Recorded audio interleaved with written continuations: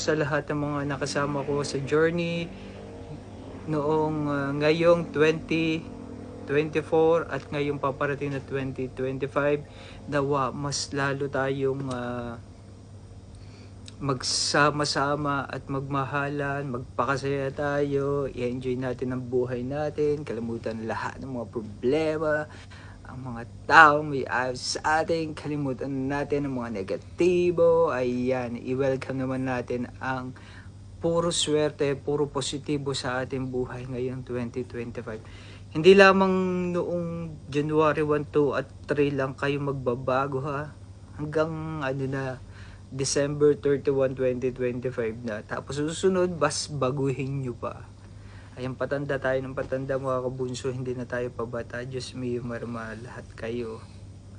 Pati ba naman? Lahat tayo ay magbago-bago na. Nang lumigaya ang ating bayan, tayo'y magsikap.